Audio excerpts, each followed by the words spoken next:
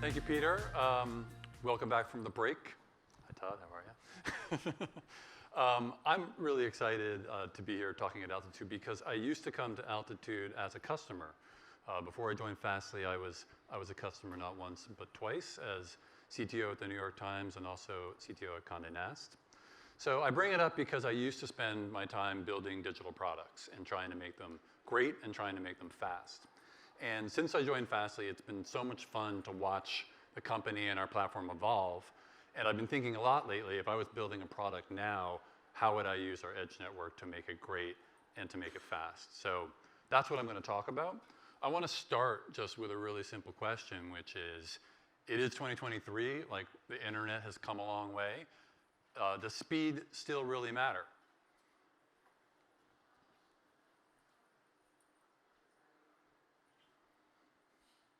Did I lose you? Okay, because that was 5 seconds.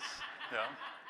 If I had made that transition in 1 second, 2.5 to 3 times more of you would still be paying attention to me, and you wouldn't be like wondering if you should pull your phone out or whatever is going on in your heads.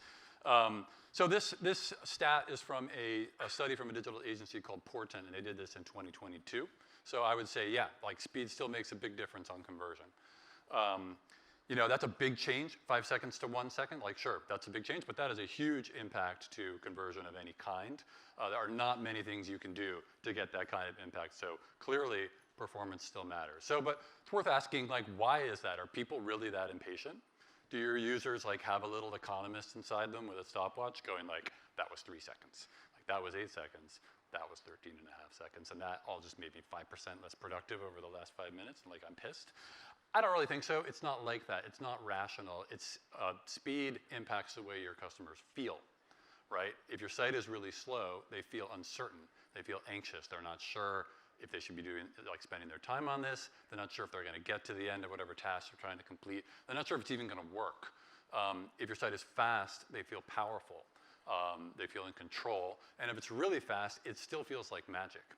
Weirdly, in 2023, when things are really, really fast, it's still, like we are still trained to think that things are going to be pretty slow. And in a way, that's kind of a gift because there's a simple way. It's not an easy way, but there's a simple way that you can really stand out and make your digital experience significantly better and still like really impress people. So that's kind of a gift. But there's another thing too, which is that speed earns you the right to innovate. So you can look at the opposite of this. If your product is not fast, you can't really add anything to it. You can't be adding features. You can't ask your customers who are already struggling to like complete a task to try something new. They're not going to want to do it. If they're thinking of every interaction as an investment, like I'm going to take 10 seconds, 15 seconds to do this, is it going to be worth it? Is it even going to work? It's not where you want to be, believe me. However, if it's fast, you can totally go for it. They'll be right there with you. They've already done everything in the app or on your site, and they want to try the next thing, and you've earned that right. You've earned the right to ask your users to deepen their commitment, to trust you, to take the next step and go a little deeper with your product. And that is incredibly valuable. So yes, speed still matters. It drives conversion. It makes your users feel powerful, and it gives you the right to keep innovating. So the funny thing is we've kind of stalled. This is the same study from Portent, and it shows that they actually did the study twice. They did it in 2019 and in 2022, and not a lot changed during that time. And that's even with the pandemic right in the middle when we were all really focused on digital experiences. We didn't make a lot of progress. The number of B2B sites that were still within that same around 5-second page load time stayed exactly the same. So why is that? Is it because maybe it is actually good enough? I don't think so. We saw the conversion numbers. It still makes a big difference if you can improve performance. Is it maybe because like everyone's about in the same place and we're all like, hey, if I can just be a tiny bit faster than my competitor, maybe that's good enough? Maybe there's a little bit of that, but I think the real reason is that it got hard. The way that we build sites today, it's gotten really hard to get down to that like much significantly higher level of performance. Like 1 second, like that's pretty daunting. Like if you really had to make every interaction in your app have a 1 second latency, like that sounds hard today. And I think so, if we're going to get there, we're going to need to find some other ways to do things. So maybe you're thinking now, like, sure, but like my product's pretty fast. Like it must be. I've spent so much time trying to optimize it. I've spent countless hours developing. I've got a CDN up, like done everything I possibly can. And I'm sure it is fast. I'm sure it's fast like parts of it are fast, and like maybe it's fast some of the time. It's probably fast in some places, or for some people it's probably pretty fast. The reality is you don't really know, and it's not your fault. The problem is that measurement is really, really hard. If you really want to measure your app's performance, you got to look across at least these 4 dimensions. You got to consider every asset or every interaction in the app. It's going to have a different performance profile, and you have to measure them all. You have to look at the time distribution. Averages are not your friend here. If 90% of your users are getting a good experience, 10% are not, your averages might look all right. Those could be your 10% most important users. They could be your best people. They could be the ones who built up a long history that is a personalization algorithm that's trying to crunch through it, and that's slowing you down. You also have to look at where people are. You might be really fast in Boston, but you're terrible in Birmingham or Bogota or Brisbane or wherever. All over the world, you're going to see different latency profiles. And then there are app-specific considerations. So a simple one would be a logged-in user versus a non-logged-in user. There's going to be things about your app that are specific to you that are going to potentially create very different performance profiles. So it's very, very difficult to look across all of these dimensions and be able to get a coherent look at performance. But don't worry, you're not alone. Like, everybody has this problem. And there's so many ways that you can be slow. Distance makes you slow. If you're traveling, a long way across the network, a lot of hops, that's going to make you slow. The work that you do on each request is going to make you slow. There's a lot of processing, a lot of work happening to produce a response. That'll make you slow. Capacity will make you slow. There's a million bottlenecks in your stack, up and down. There's always something that's going to trip you up. Any kind of synchronization, either deliberately because you actually need it or because it just happened. The browser decided to do something synchronously. There's a lock somewhere in your code you didn't know about. That'll slow you down.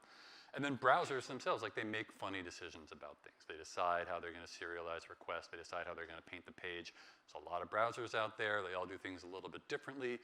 You don't know what else. You don't know what kind of device. Well, maybe you know, but there's a huge range of devices with different capabilities that you're going to be running on, and you don't know what's happening on that device in parallel. You don't know what else is running. So the browsers are going to do all kinds of things that are going to hurt you. And to optimize all of this cuts across every team that you've got. Like, it's very, very difficult organizationally and complex to optimize. So, what do you do? Like, that sucks. Maybe you have all the resources you need to invest deeply in a very sophisticated performance measurement matrix. Maybe you have lots of resources to invest deeply in, like, point optimizations of every request, and, like, you can drill down in that matrix and try to fix every single thing that you see. I don't know. Maybe you don't. I didn't when I was a CTO. So what do you do? The good news is that there is, I think, a right way to do this, at least a better way to approach this, and that's what I'm going to talk about a little bit. So what makes you fast? How can you actually be fast? It is pretty simple, and that is the key. The key is to look for the things that are going to be general and that are going to apply across your whole app. And they basically come down to 2 things: travel less distance and do less work, right? Those are the things that are going to really make a difference. And if you can apply the optimizations that accomplish that across the board, that's what's really going to have an impact, not like one interaction at a time, one screen at a time, one page at a time. And if you can do it across the board, another advantage is you can even optimize the apps that, like, nobody's touched in 3 years, that you're scared, like, you're not even sure if you can build them, like, you're not sure what's going to happen if you try. So that, like, focusing on the most general cases is really the key. And the best way to do that, I'm going to say, is to put the edge at the center. So this is not the way that we've traditionally built things. Traditionally, we build our app, then we profile it, we figure out where it's slow, we get a CDN, we see what we can put at the edge, we try to cache a few things. Maybe there's a couple functions we're going to move to the edge and try to make it a little faster. But by the time you do that, like, it's too late. You're already playing that game of chasing, like, every individual, like, performance problem. The edge, on the other hand, is where, like, you know the most and where everything is going to happen, and you can actually, like, get that leverage and get that optimization on it, everywhere. So the thing to do is actually to compose your app at the edge. So every screen or every page, any app that we build today is composed of many pieces. And there's a huge amount of development. It's bringing in the different parts of the page, hitting different APIs, putting that whole page together, and sending it out. And over the years, we've done this work in different places. Very simple and straightforward to do it all, like on the back end, on your origin server side. But the problem is, like, that's literally the worst place if you're thinking about caching to do that work. It makes it very, very difficult to not have to refresh a whole page, if you want to change one, like, key value pair on it. So done it on the client side. That was a big thing 10 years ago. Do all of your assembly on the client side, and it works really well in some ways. One problem is, again, as we've talked about, browsers are all over the place. They're all different. It injects an enormous amount of complexity into your app. And you don't really know, you can't really control how the browser is going to perform anyway. So you really lose all control over your performance when you do that, and that's the problem. Now, there's been a lot of, like, in-between approaches, isomorphic rendering or patterns like back-end for front-end. These are kind of clever. They're tempting. I've gone down that path. Honestly, in the end, they create a lot of complexity, and they tend to be 50% of the time like organizational hacks, because, like, Team A doesn't actually want to talk to Team B. They just want to try to, do things themselves, so they create their own proxies, so they, like, think they can have more control over their lives. And I understand it, but it doesn't really work. It's not the way to do it. The best place to do it is at the edge, which is where you know exactly what you need to make your experience fast. What's changed is compute. Now, in the past, the tools that we had at the edge to manipulate things were mostly domain-specific languages, things like BCL and ESI, and these were not general compute environments. With WASM, we have a general compute environment. They're like, WASM is like containers, but actually fast. Under 50-second microsecond startup time, as you heard, which is incredible. They're extremely safe. One request, one environment, nowhere for, like, anything to take hold. Nothing lasts long enough to get compromised. You have this amazing component model coming, and this is, like, a huge, huge key. So gotta wait till 24, but when we have that component model, you have a natural way to stitch together different building blocks and different pieces of your application natively at the edge. You have that advantage of working in many languages and stitching all the pieces together, that incredible flexibility. And critically, as you also heard from Simon, we now have a range of storage options at the edge. You can store, whole objects. You can store parts or fragments of pages or whole pages. You can store key value pairs. You have all these tools to store data in exactly the way that your application wants to consume it, which is a huge, huge game changer. So you have everything. But the key is, if you do composition at the edge, your composition knows the exact state of your cache. It knows exactly what you've got access to, like in very low latency, and what you don't. You can even make decisions in real time. How's this request progressing? How much time of our time budget have we used up? I'm just going to drop that part of the page. It's not essential. It's not worth the trade-off to include that piece. You have all the information right there when you're doing the composition. It's just incredibly powerful, because it still is all about caching. There's nothing better you can do for your app than serve a bit out of cache. Every bit that you have to go back to the origin, do a bunch of computing, drag the response all the way back across the internet, is going to be 10 times slower. It's going to be way, way, way slower than a bit you can serve from the edge. By the way, it's also going to be way more expensive. By the time you go all the way back to your cloud and you tick the meter on 50 cloud services, it's going to cost you a lot more money. And if you care about sustainability, it's also going to use a lot more power, generate a lot more emissions, consume a lot more coolant, all of the things. It's going to be a lot worse. So that's why we still focus so much on making the cache great. I'm responsible for the network, and I spend so much time making sure that the network is always close. Under 50 milliseconds to most major markets, often under 20 milliseconds, always trying to make that better. We put a lot of effort into making our edge cache as dense as it can be. We have very large caches. We have very sophisticated clustering in our POPs. We now have the ability to cluster across multiple POPs in the same metro area. That means much higher cache hit ratios at the edge than if you have, like, a hierarchical scheme like some of our competitors use. Going back in the hierarchy is not that much better than going back to the origin. So we really, really try to get hits at the edge as much as we possibly can. As you heard from Simon and others, fast purge is still really important. If you have the confidence that you can purge thousands and thousands of objects, via an API in under a second, you can cache very sensitive, very short-lived pieces of data. And that greatly extends what's cacheable. And then if you do have to go back to the origin, we make sure you can go back as fast as you can. We find the fastest path, and we constantly optimize around that. And again, having these different storage options means you can store all kinds of data at the edge in the way that your app wants to consume it, tons of flexibility around that. So that really remains the biggest stick that you have to impact your performance. As a bonus, there's a bonus, and the bonus is that you have integrated security and observability all in conversation at the edge with your app. So Scenarios like this are possible. The WAF notices some odd behavior. You can just relay that to compute and say, there's something funny about this. There's an 87% chance this could be a bot. But then you can make your own choice about how you want to handle that. You don't have to rely on a few simple rules. You can say, well, on this particular interaction, I actually want to see what this person is going to do next. So maybe I'll slow them down a little bit. Maybe I'll just not serve a certain part of the page. I'll hold it back. If it's particularly sensitive, you can make very, very fine-grained decisions. And when you do, you're able to capture all of that state in one place through our observability stack, ultimately, and be able to do later analysis and refine your strategies to deal with different kinds of situations. You get all that, again, because Fastly is one platform. It's all sitting there on the edge, ultimately all integrated into the compute space. So you can, again, make decisions where you have the most information. Capacity, another word, simple word that masks a mountain of complexity. How much capacity do you have? Well, really, that's like 20 different questions rolled into one. There are a ton of bottlenecks throughout your stack. They all have different characteristics of how they scale.